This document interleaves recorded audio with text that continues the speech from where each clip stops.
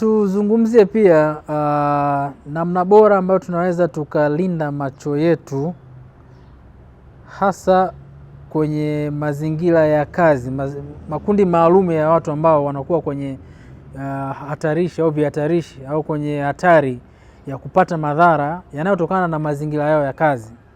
Nitataja makundi machache. Mfano namba moja, welders, watu wanaochomelea, wanafanya shughuli za kuchomelea. Kwa ile mionzi au ile miale ya mwanga ni mikali, kwa inaweza kusababisha madhara kadha wa kadha.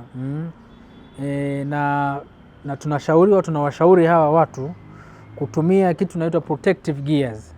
Hii ni namna bora ya kulinda macho yasipate madhara yanaweza kutokana na shughuli zao za kila siku za kazi. Zile cheche zinarukaruka zinaweza moja kwa moja piga kwenye macho zikatoboa jicho, lakini ile mwanga una energy kubwa, unaweza kuleta athari kwenye macho, kwenye retina kule nyuma, mtu akawa na shida ya jicho kuuma, macho kuuma kwa ujumla na kuleta madhara mengine. Kwa hiyo tunazungumzia hapo mechanical injury, lakini pia na ile miale ya mwanga ambayo inampiga mtu kwa muda mrefu na miale ile ni mikali, kwa inaweza kuleta madhara kwenye macho na mtu kupoteza uoni. Kwa hiyo protective gears. Kwa hiyo hapa sasa sio miwani pase. Yaani sio kwamba mtu umeenda hospitali umeandikiwa miwani, lakini kuna zile goggles, protective goggles unavaa kwa ajili ya kujikinga. Kwa hiyo makundi ya watu hawa ambao wanafanya shughuli hizo, tunawahimiza tu kuendelea kuvaa hivyo vifaa vya kukinga madhara hayo muda wote wanapokuwa wanafanya shughuli zao. Lakini pia kuna kundi ambalo linafanya kazi nje, outdoor workers, au tumeshaona madhara yao makubwa, mionzi ya jua, lakini vumbi, bodaboda, watu wanaendesha pikipiki muda wote, unaona umejikinga muda mwingi na vifua, lakini macho wameacha wazi. Waanza kuvaa helmet hapo umefungua lile dude la mbele, sawa.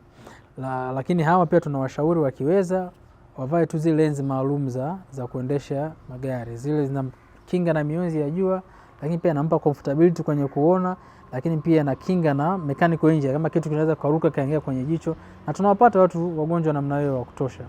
Kwa hiyo protection, ulinzi wa macho yako ni jukumu lako mwenyewe. Kila mtu anapokuwa kwenye mazingira yake ya kazi anajua yuko kwenye hatari kiasi gani ya kuweza kupata madhara ya macho. Welders wanajua kwamba wanatakiwa wavae protective gears, goggles kwa ajili ya kupunguza madhara hayo. Kuna watoa huduma ambao wapo kwenye watoa huduma tena za afya, na mathalan watoa huduma za afya upande wa macho, madaktari bingwa. Unamfanyia mtu huduma ya mionzi ya laser, sawa, lakini pembeni kuna mtu amekaa, labda nesi amekaa, wewe unafanya zako huduma ya mionzi, lakini ile reflection inamrudia mtoa huduma pale. Kuna lenzi maalum, kuna miwani maalum, kuna goggles maalum kwa ajili ya kuabsorb hiyo, kwa ajili ya kukinga hiyo mionzi na kuzuia madhara yake. Kwa hiyo ni kuhimiza tu katika mahala pa kazi, vitendea kazi kama hivyo ni muhimu wakati unatoa huduma hiyo, lakini na wewe ni muhimu kukinga madhara yanaweza kutokana na huduma unayoitoa kwa mteja wako. Lakini pia kuna shida kubwa ya allergy, hasa hapa Dodoma. Vumbi, moshi, shida kubwa. Watoto wengi, watu wazima wanalalamika sana vumbi.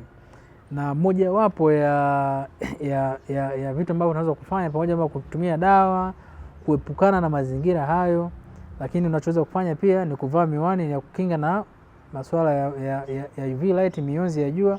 Miwani hiyo inakukinga na vumbi la moja kwa moja, macho yako yanakuwa salama. Unaepuka wewe kuishi kwa kutegemea kuweka dawa ya kila siku.